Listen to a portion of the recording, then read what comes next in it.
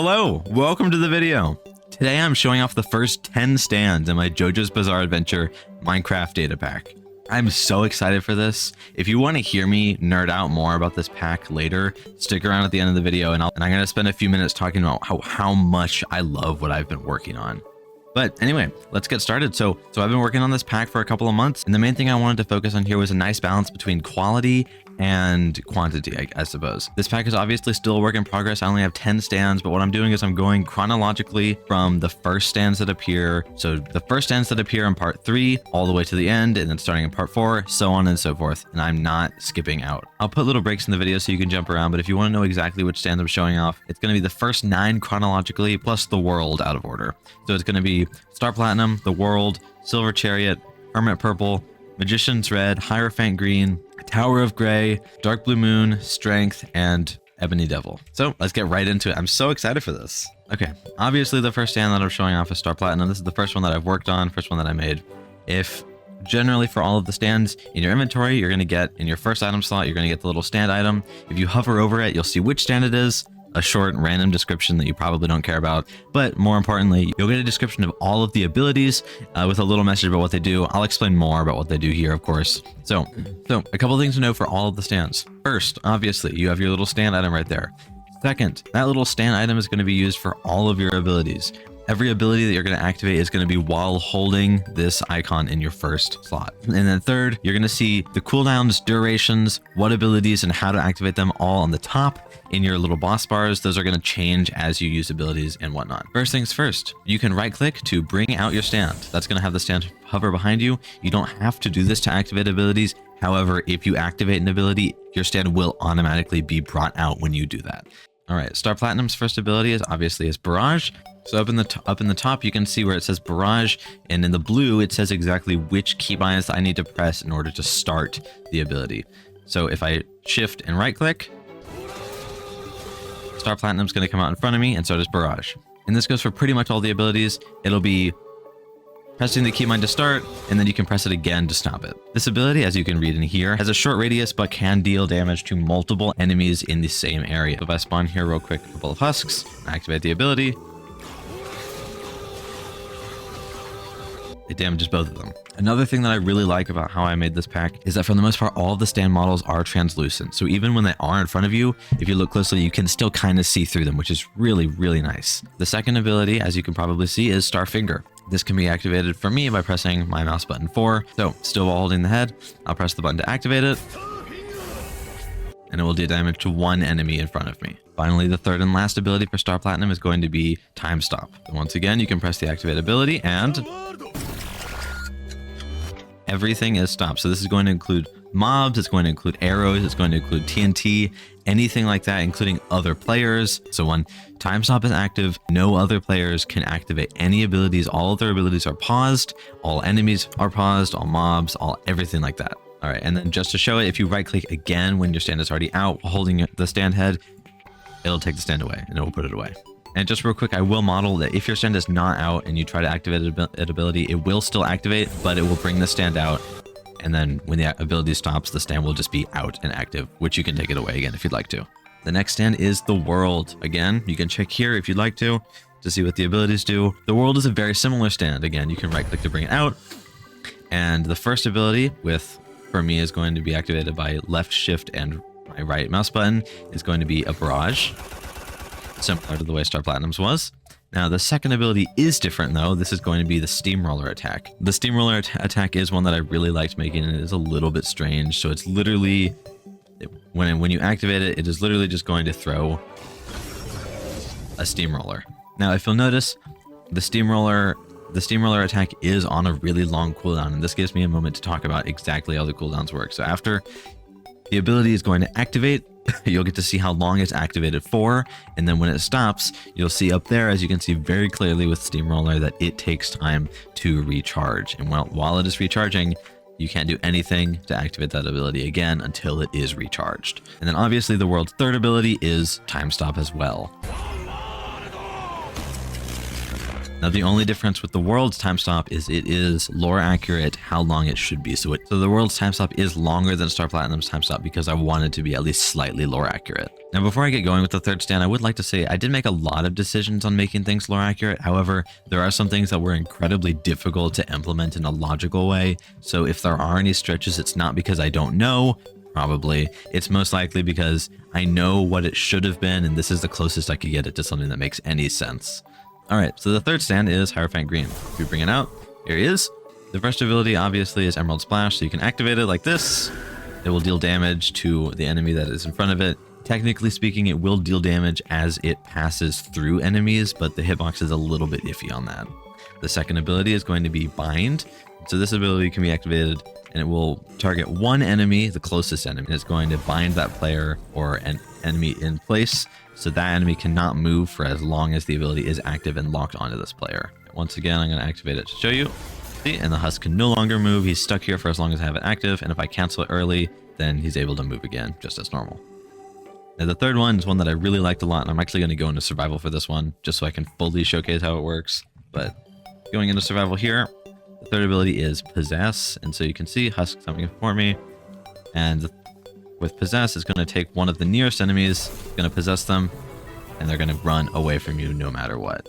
I really like that one a lot because I think it would turn out really well in an accidental way. The next stand is Magician's Red. This is one of my favorites. I might have made him a little bit too powerful, but I still like him a lot. So the first ability is going to be Fire Blast. This is going to be an omnidirectional sort of area damage sort of attack. I'll spawn a couple extra husks so you can actually see. But you activate it and it's quite a bit of fire. So not only does it set enemies on fire, damage them, but it also sets fire to the area that they were standing. The second attack is one of my favorites. It actually is really, really cool, but it is Crossfire Hurricane. So when you activate it, it is going to fire an Ankh. It's really, really cool. So you fire an Ankh, and if it hits any blocks or it hits an enemy, then it is going to explode. And the damage that it does is pretty substantial, enough to basically one-shot any regular mob. Also, it has been tested. You cannot rocket jump with the Ankh. It will kill you. All right, and then the third and final ability for Magician's Red is going to be Fire Tornado. You're going to place this a couple blocks in front of you. It's going to be a tornado that sets the area on fire, and it also damages enemies around it. The next stand is Hermit Purple. This one was a little bit difficult for me to implement.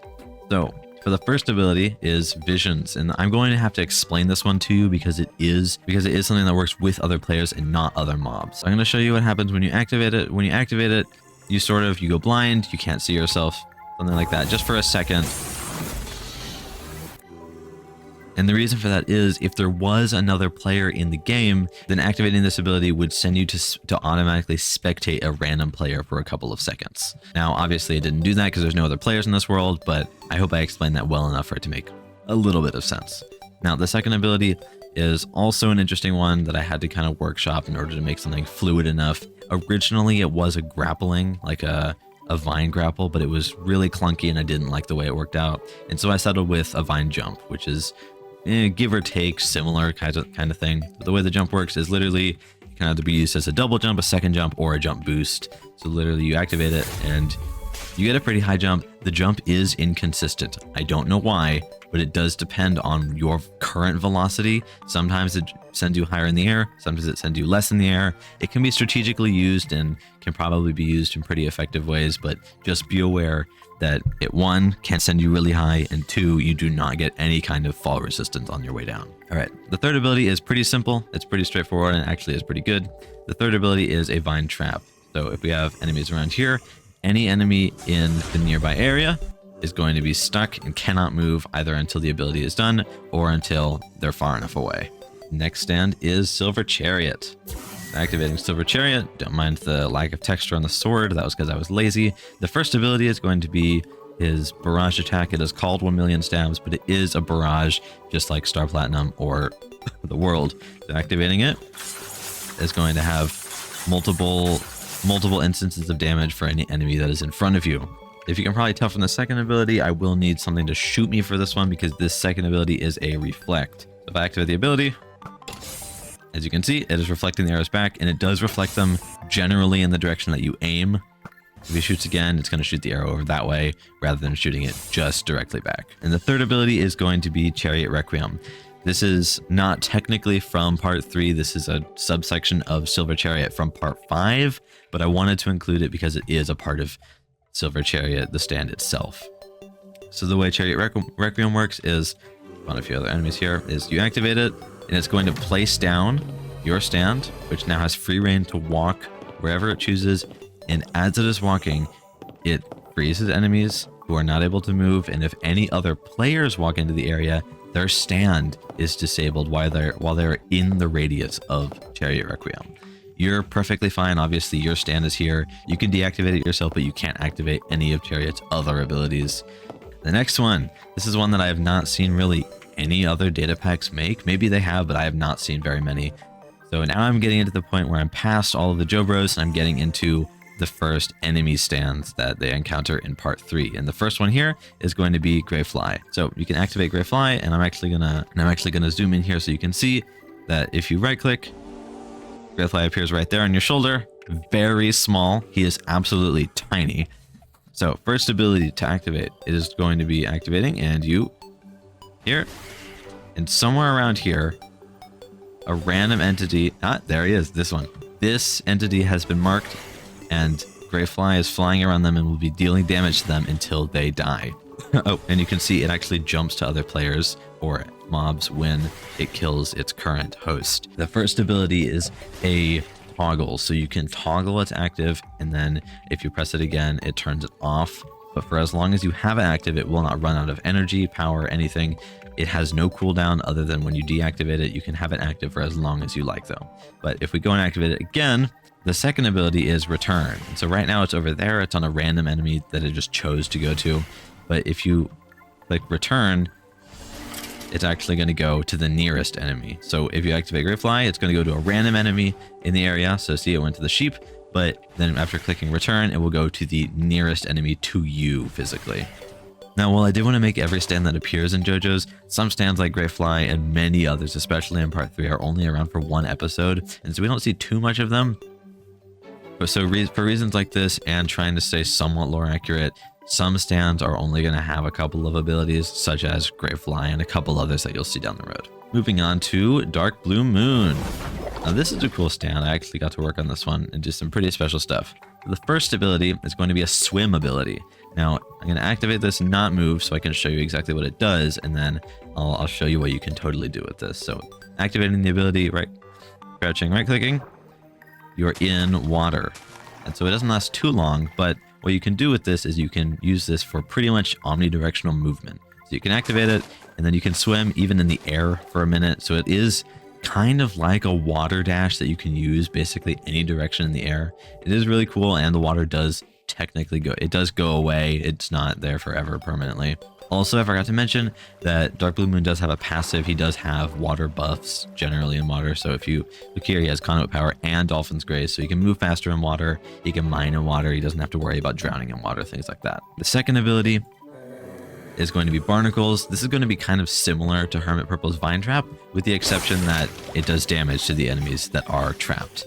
The enemies caught within the radius are frozen, but also they take slight amounts of damage just for as long as they are in the radius. Now, the third ability is Whirlpool. This works similarly to Magician's Red's Tornado, where you can activate it. It goes a couple blocks in front of you, and it damages enemies in the nearby area of it. Strength.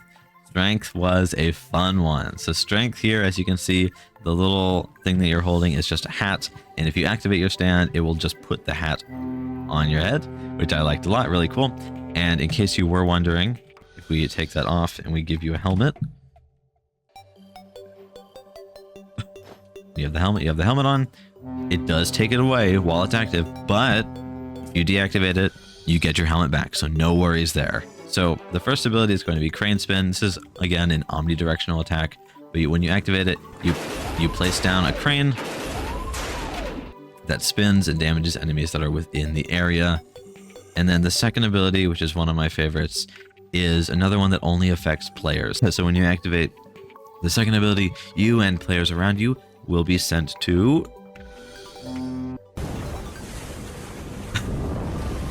The boat. Now the way it works is it will send you generally around the boat, but for other players, it will send them to a random location in the boat. And if you actually go inside, just really quick so we can see, there is actually space inside of the boat. So they're going to go to a random place in the boat. You're going to be placed generally in the middle area of the boat. And so the way you're going to leave the boat, if any players want or try to escape the boat, is going to be through this ship's wheel. So at the very front is the wheel here.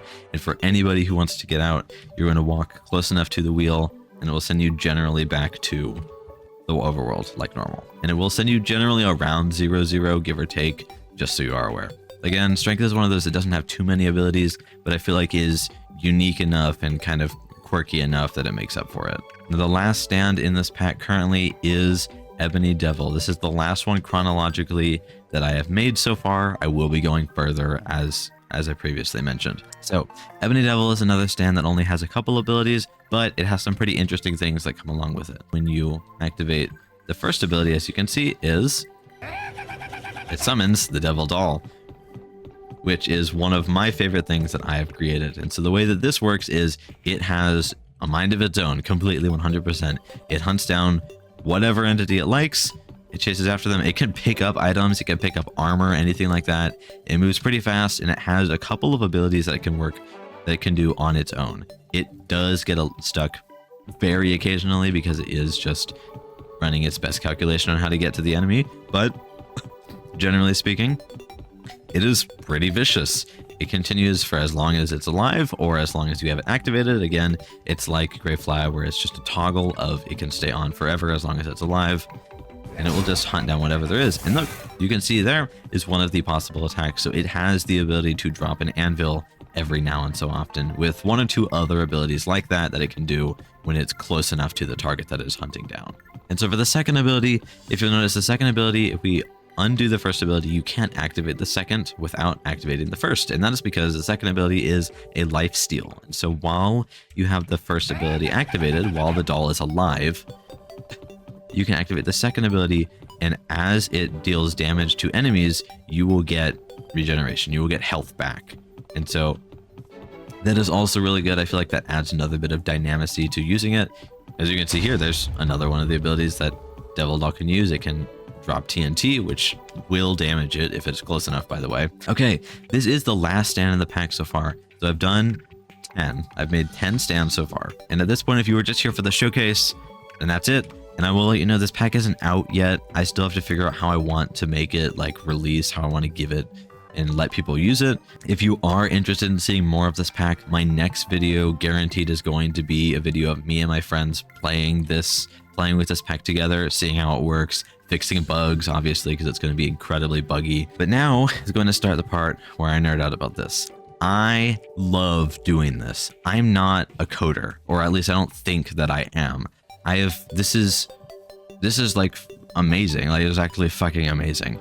I've done all of this, and I've taught myself how to do basically everything that I've turned these stands into in a way that I didn't think was possible at all. And so I'll let you know the origin for wanting to make this data pack was there's a number of other JOJO's data packs out there, obviously. And me and my friends have been using one, and it wasn't working exactly how we wanted to, where there were some bugs and stuff. And so I spent a while trying to like reverse engineer it to try and like fix bugs for it. And that was a really complicated process. And I basically decided, fuck it, I'm just going to do it myself, right? If I have my own complete closed system where I know everything from square one to where it is, then I could fix any bugs and there won't be any bugs because I can make it exactly how I want it, right? And so I've been working on this for a while, and I finally am like actually getting through to getting parts of it done. And I'm really, really proud of how far it's come.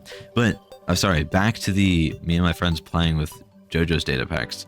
The first experience I would say I really had like actually coding was I was making game modes for playing this together. The first thing was a Hunger Games, and then I made a King of the Hill. And then the first thing that I really would say that I genuinely coded into Minecraft through data packs was Capture the Flag, where I made an actual Capture the Flag system. And it was great. But now I have everything, right? I've coded all of it, including the data pack system that runs the stands. And so clearly, obviously, it's incomplete. There's only 10. I think there's like 170 stands in all of JoJo's. But I'm making progress, and I know where I'm heading.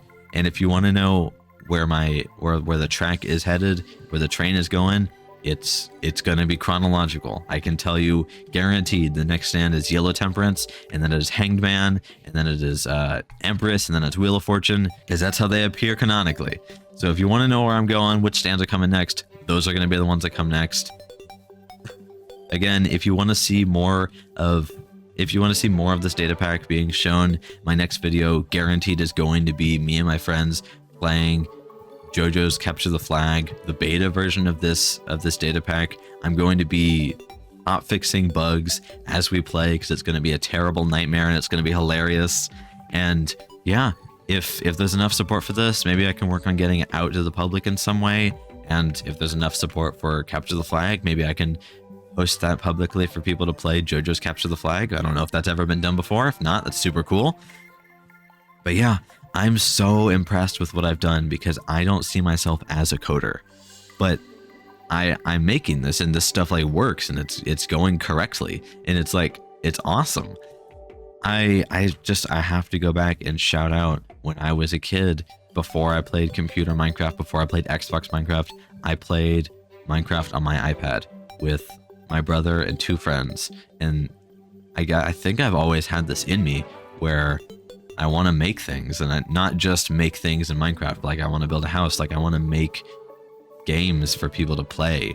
I built an entire city, and I ran commands and stuff to run a cops and robbers game for me and my friends, which, by the way, is technically pending in development has been for a couple of years, but I've come back to that. And I was starting to put like actual commands in there, and like running stuff like an actual Minecraft minigame would run.